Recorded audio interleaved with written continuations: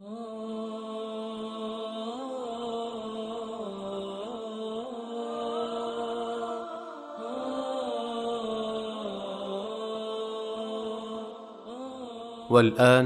مع الدرس 83.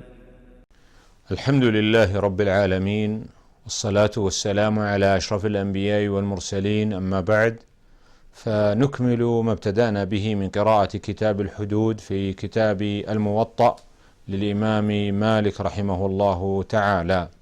روى رحمه الله عن أبي واقد الليثي أن عمر بن الخطاب أتاه رجل وهو بالشام، فذكر له أنه وجد مع امرأته رجلا، فبعث عمر بن الخطاب أبا واقد الليثي إلى امرأته يسألها عن ذلك، فأتاها وعندها نسوة حولها، فذكر لها الذي قال زوجها لعمر بن الخطاب، وأخبرها أنها لا تؤخذ بقوله، وجعل يلقنها أشباه ذلك لتنزع، أي من أجل أن لا تقر وأن لا تعترف بذلك، فأبت المرأة وتمت على الاعتراف، فأمر بها عمر فرجمت. فيه إثبات حد الزنا عند اعتراف المرأة.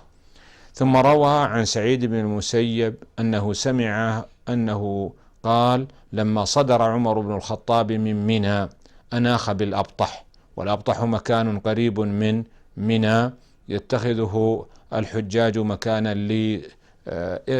لراحتهم قبل سفرهم إلى بلدانهم. قال: ثم كوم كومة بطحاء. البطحاء التراب الذي يكون في الوادي ويكون فيه شيء من الحصباء، لكنه يكون نظيفا لا تعلق آثاره باليد.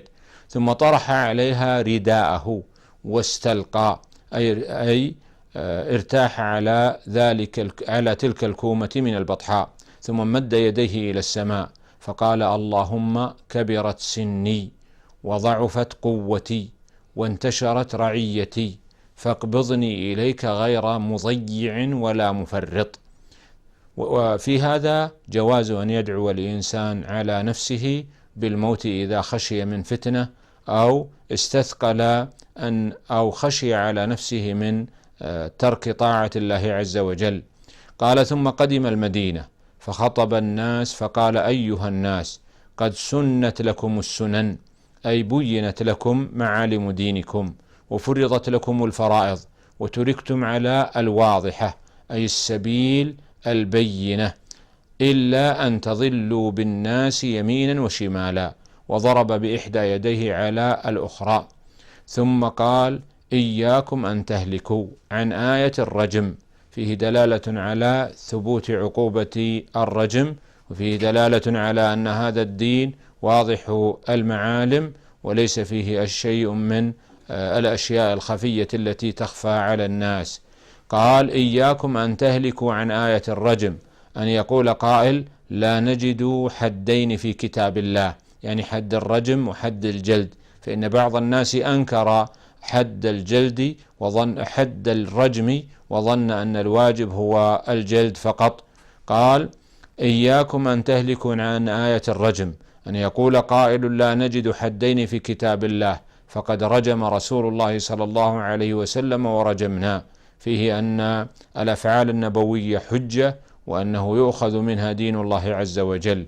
ثم قال عمر: والذي نفسي بيده، لولا أن يقول الناس زاد عمر بن الخطاب في كتاب الله لكتبتها، الشيخ والشيخة فارجموهما البتة، فإنا قد قرأناها. فيه إثبات عقوبة الرجم على الزاني المحصن، وفيه إثبات النسخ للآيات القرآنية بحيث تنسخ تلاوتها ويبقى حكمها. قال سعيد: فمن سلخ ذو الحجة حتى قتل عمر. وقال مالك: قوله الشيخ والشيخة يعني الثيب والثيبة. ثم قال مالك: بلغني أن عثمان بن عفان أتي بامرأة قد ولدت في 6 أشهر، فأمر بها أن ترجم، يعني أنها ولدت بعد مضي 6 أشهر من زواجها. فقال له علي بن أبي طالب: ليس ذلك عليها، فإن الله تعالى قال في كتابه: وحمله وفصاله 30 شهرا، وقال والوالدات يرضعن أولادهن حولين كاملين لمن أراد أن يتم الرضاعة. فقوله حولين كاملين يعني أن الرضاعة قد تكون 24 شهرا. وفي الآية الأخرى قال حمله وفصاله، يعني رضاعة يكون 30 شهرا. فإذا خصمت 24 من 30 بقي 6 أشهر، مما يدل أن الحمل قد يكون 6 أشهر. قال فلا رجم عليها. قال فبعث عثمان في أثرها فوجدها قد رجمت.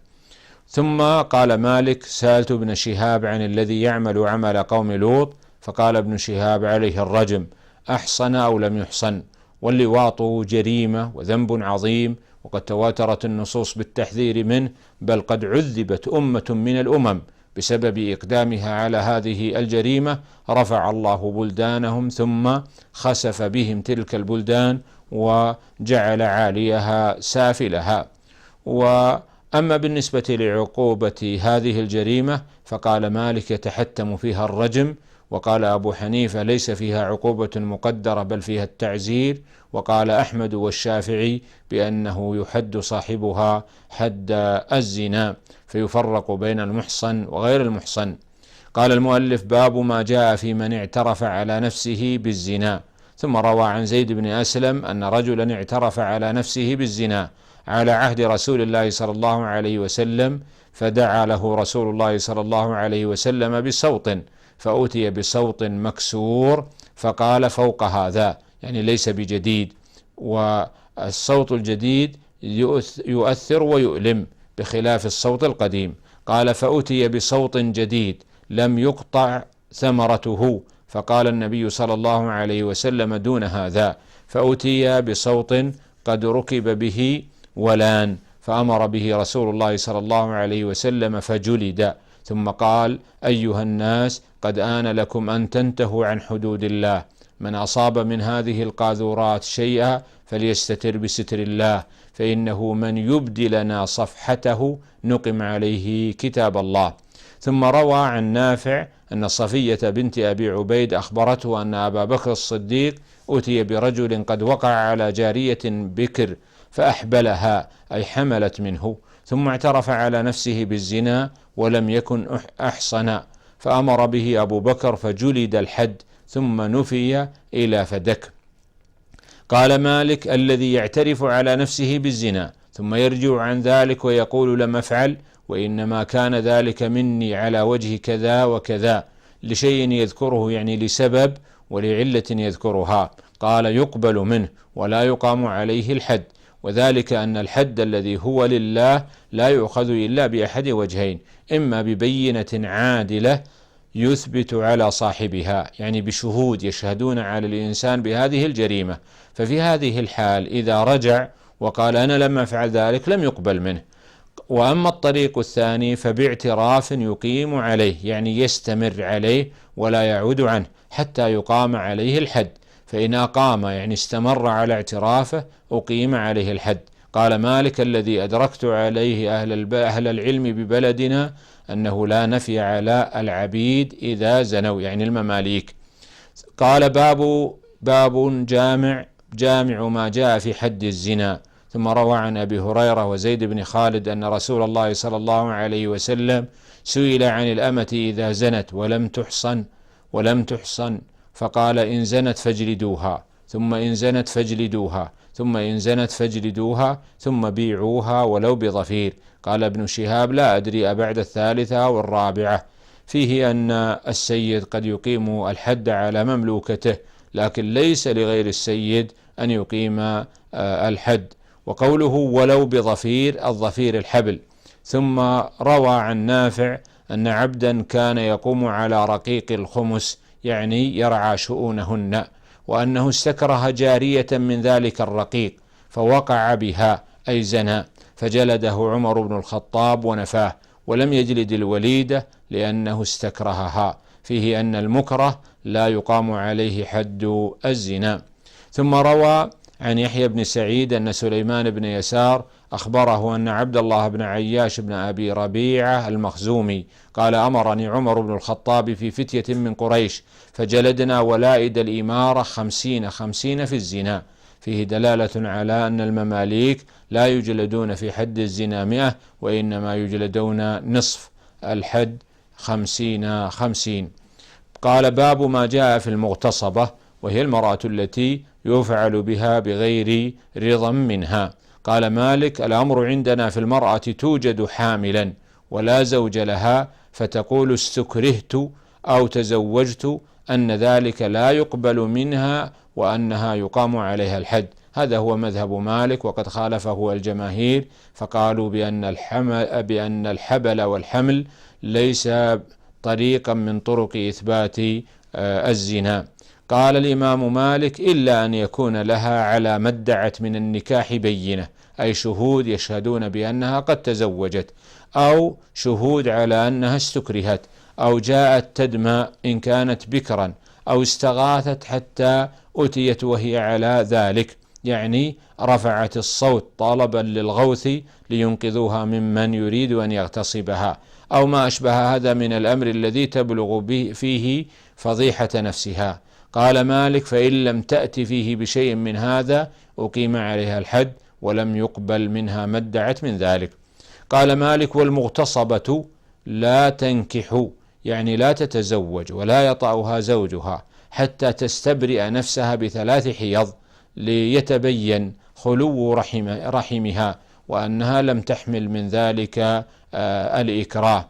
والإمام مالك يرى أنها تستبرئ ب3 حيض، وغيره يرى أنها لا تستبرئ إلا بحيضة واحدة، فإن ارتابت من حيضتها فلا تنكح حتى تستبرئ نفسها من تلك الريبة. قال الإمام مالك: والمغتصبة، أي المرأة التي استكرهت على الزنا، لا تنكح، أي لا تسمح لزوجها بأن يطأها حتى تستبرئ نفسها ب3 حيض لتتأكد من خلو رحمها. وقال الجمهور بأنه يكفي أن تستبرئ بحيضة واحدة، لأنها متى حاضت حيضة واحدة تبين أنها لم تحمل من ذلك الوطء الممنوع شرعا. فإن ارتابت من حيضتها، أي تشككت، فإنها حينئذ لا تنكح حتى تستبرئ وتتأكد من خلو رحمها. قال المؤلف: باب الحد في القذف والنفي والتعريض. القذف المراد به رمي الآخرين بالزنا أو اتهامهم في أنسابهم بأنهم لا يثبت نسبهم لآبائهم أو أمهاتهم. والنفي المراد به نفي النسب. وأما التعريض فأن يتكلم إنسان بكلام غير صريح في القذف، لكن الناس يفهمون منه معنى القذف والاتهام بالزنا. ثم روى عن أبي الزناد قال: جلد عمر بن عبد العزيز عبدا في فرية 80. هذا كان رأي عمر بن عبد العزيز أن القذف يجلد فيه المملوك 80، وأما الجمهور فيقولون الحر يجلد 80 والمملوك يجلد 40. قال أبو الزناد: فسألت عبد الله بن عامر بن ربيعة عن ذلك، فقال: أدركت عمر بن الخطاب وعثمان بن عفان والخلفاء هلم جرا، فما رأيت أحدا جلد عبدا أي مملوكا في فرية أكثر من 40. ثم روى عن زريق بن حكيم الأيلي أن رجلا يقال له مصباح استعان ابنا له، أي طلب من ابنه أن يعينه، فكأنه استبطأه، أي أن الابن تأخر في القيام بأمر والده، فلما جاء الابن للوالد قال الوالد لابنه: يا زان، فرماه وقذفه بهذه الفرية. قال زريق: فاستعداني عليه، أي أن الابن طلب من زريق أن يقوم معه من أجل هذه الكلمة التي تكلم بها الوالد. قال: فلما أردت أن أجلده، أي أن يجلد الوالد، قال ابنه: لئن جلدته لأبوأن على نفسي بالزنا، أي أن الابن أراد أن ينفى عن أبيه حد القذف، فقال هذه الكلمة. فلما قال ذلك قال زريق: أشكل علي أمره، فكتبت فيه إلى عمر بن عبد العزيز وهو الوالي يومئذ أذكر له ذلك، فكتب إلي عمر: أجز عفوه. مما يدل على أن حد القذف حق للمقذوف يجوز له أن يعفو عنه. قال الزريق: وكتبت إلى عمر بن عبد العزيز أيضا: أرأيت رجلا افتري عليه أو على أبويه وقد هلك أو أحدهما، فكتب إلي عمر: إن عفا فأجز عفوه في نفسه، وإن افترى على أبويه وقد هلك أو أحدهما فخذ له بكتاب الله إلا أن يريد سترا. قال مالك: وذلك أن يكون الرجل المفترى عليه يخاف إن كشف ذلك منه أن يقوم عليه بينة، فإذا كان على ما وصفت فعفا جاز عفوه. ثم روى عن عروة أنه قال في رجل قذف قوما جماعة أنه ليس عليه إلا حد واحد، يعني إذا اتهم مجموعة بأنهم بهذه التهمة فليس عليه إلا حد واحد، هكذا قال عروة. قال مالك: وإن تفرقوا فليس عليه إلا حد واحد. ثم روى عن عمرة بنت عبد الرحمن أن رجلين استبا، أي كل منهما سب الآخر في زمان عمر بن الخطاب، فقال أحدهما للآخر: والله ما أبي بزان ولا أمي بزانية، فهو لم يقم بوصف الآخر بالزنا، وإنما نفى عن نفسه وصف الزنا ونفى عن أبويه.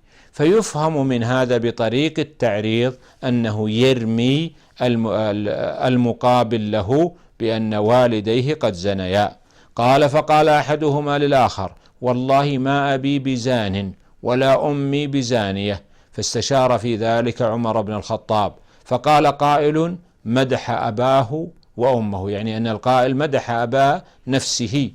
وقال آخرون: قد كان لأبيه وأمه مدح غير هذا، يمكن أن يمدح أبويه بغير هذا اللفظ، نرى أن تجلده الحد، لأنه يفهم من هذا اللفظ اتهام المقابل له بأن والديه قد زنيا. ففي هذا إثبات. قال: فجلده عمر الحد 80، مما يدل على أن التعريض طريق من طرق إقامة حد القذف. قال مالك: لا حد عندنا إلا في نفي، يعني نفي للنسب، أو قذف أي اتهام الآخرين بالزنا، أو تعريض أي كلام يفهم منه ذلك وإن لم يكن صريحا، يرى أن قائله إنما أراد بذلك نفيا أو قذفا، فعلى من قال ذلك الحد، يعني حد القذف تاما، أي 80 جلدة.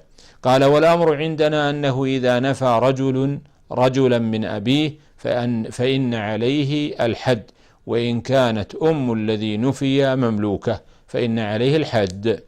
قال: باب ما لا حد فيه، أي من السب والقدح ونحو ذلك. قال مالك: أحسن ما سمع في الأمة يقع بها الرجل وله فيها شرك، يعني أنه يملكها، إذا كان هناك مملوكة يملكها 2 فقام أحدهما بوطئها فإنه لا يقام عليه الحد، وأنه يثبت به النسب، وأنه تقوم عليه الجارية ويطلب منه أن يدفع قيمتها ليعطى شركاؤه حصصهم من الثمن، وتكون الجارية لذلك الواطئ. قال مالك: وعلى هذا الأمر عندنا. أسأل الله جل وعلا أن يوفقنا وإياكم للخير، وأن يجعلنا وإياكم الهداة المهتدين. هذا والله أعلم، وصلى الله على نبينا محمد وعلى آله وصحبه أجمعين.